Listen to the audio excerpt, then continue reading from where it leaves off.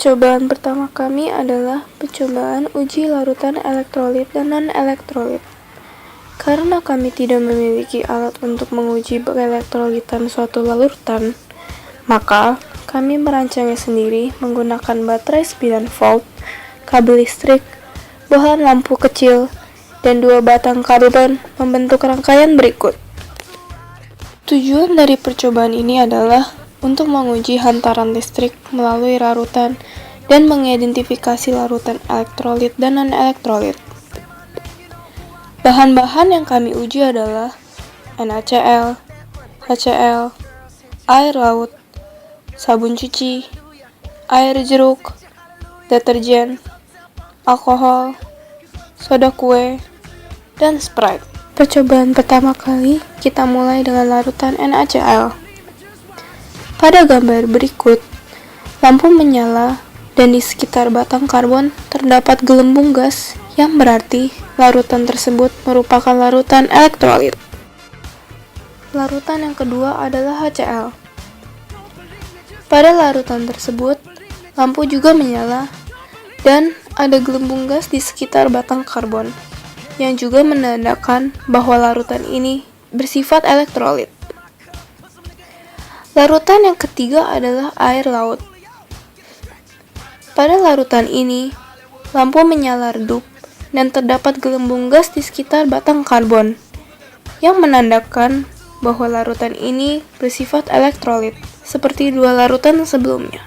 Larutan keempat adalah sabun cuci.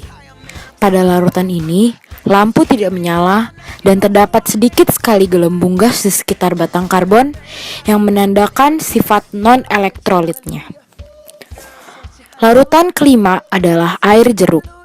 Pada larutan ini, lampu tidak menyala dan tidak ada gelembung gas yang menandakan bahwa larutan ini juga tidak elektrolit.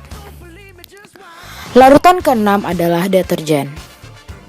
Pada larutan ini, lampu tidak menyala dan tidak ada sama sekali gelembung gas yang membuktikan sekali lagi bahwa larutan ini adalah non-elektrolit. Larutan ketujuh adalah alkohol. Pada larutan ini, lampu juga tidak menyala dan juga tidak ada gelembung gas. Sekali lagi, larutan ini adalah non-elektrolit. Larutan ke-8 adalah soda kue. Pada larutan ini, lampu tidak menyala dan tidak ada gelembung gas. Larutan ini juga merupakan non-elektrolit. Larutan yang terakhir adalah Sprite. Pada larutan ini lampu tidak menyala dan tidak ada gelembung gas sama sekali, yang menunjukkan bahwa larutan ini adalah non-elektrolit. Dari percobaan di atas, bisa disimpulkan bahwa larutan yang tergolong elektrolit adalah larutan HCl, NaCl, dan air laut. Dan sedangkan larutan yang tergolong non-elektrolit adalah sabun cuci, air jeruk, deterjen, alkohol, soda kue, dan Sprite. Percobaan yang kedua adalah menguji apakah larutan tersebut merupakan larutan yang bersifat asam atau basah.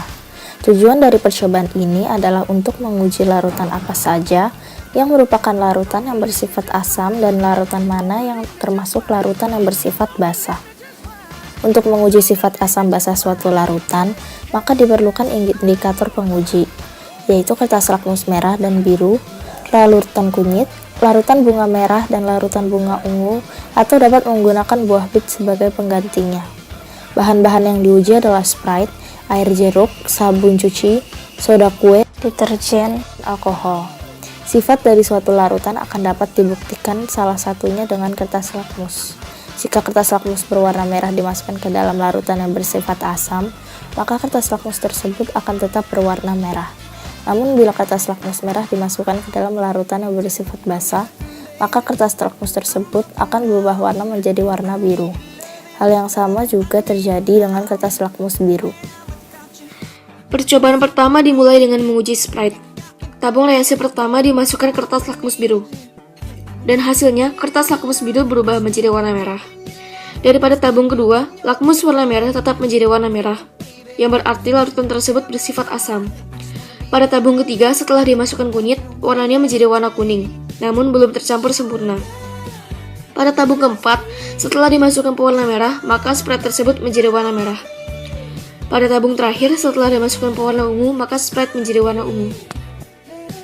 Percobaan kedua dilanjutkan dengan menguji air jeruk. Tabung reaksi pertama dimasukkan kertas lakmus biru, dan hasilnya kertas lakmus biru berubah menjadi warna merah. Dan pada tabung kedua, lakmus warna merah tetap menjadi warna merah, yang berarti larutan tersebut bersifat asam.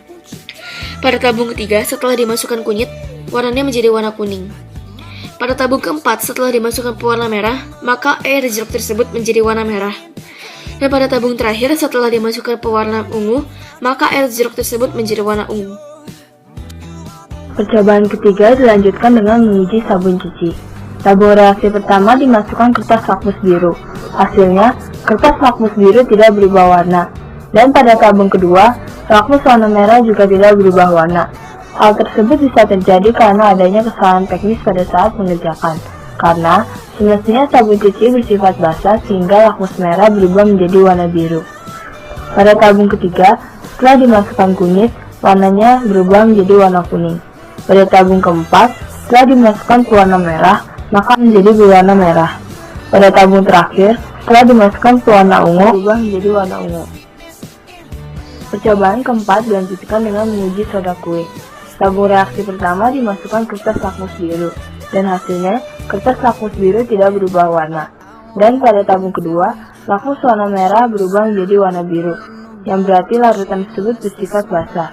Pada tabung ketiga, setelah dimasukkan kunyit, warnanya menjadi kuning. Pada tabung keempat, setelah dimasukkan pewarna merah, soda kue menjadi berwarna merah. Pada tabung terakhir, setelah dimasukkan pewarna ungu, soda kue menjadi berwarna ungu. Percobaan kelima dilanjutkan dengan menguji deterjen. Tabung reaksi pertama dimasukkan kertas lakmus biru, dan hasilnya kertas lakmus biru tidak berubah warna. Dan pada tabung kedua, lakmus warna merah berubah menjadi warna biru, yang berarti larutan tersebut bersifat basah. Pada tabung ketiga, setelah dimasukkan kunyit, warnanya menjadi warna kuning. Pada tabung keempat, setelah dimasukkan pewarna merah, maka deterjen tersebut menjadi warna merah. Pada tabung terakhir, setelah dimasukkan pewarna ungu, maka deterjen menjadi berwarna ungu. Percobaan diakhiri dengan menguji alkohol. Setiap larutan dituangkan di 5 tabung reaksi yang berbeda-beda. Setiap tabung reaksi diberi perlakuan yang berbeda juga. Tabung reaksi pertama dimasukkan kertas lakmus biru, dan hasilnya kertas lakmus biru tetap menjadi warna biru. Pada tabung kedua, lakmus warna merah tetap menjadi warna merah, yang berarti larutan tersebut bersifat netral. Pada tabung ketiga, setelah dimasukkan kunyit, warnanya menjadi warna kuning. Pada tabung keempat, setelah dimasukkan pewarna merah, maka alkohol tersebut menjadi warna merah. Pada tabung terakhir, setelah dimasukkan pewarna ungu, maka alkohol menjadi berwarna ungu.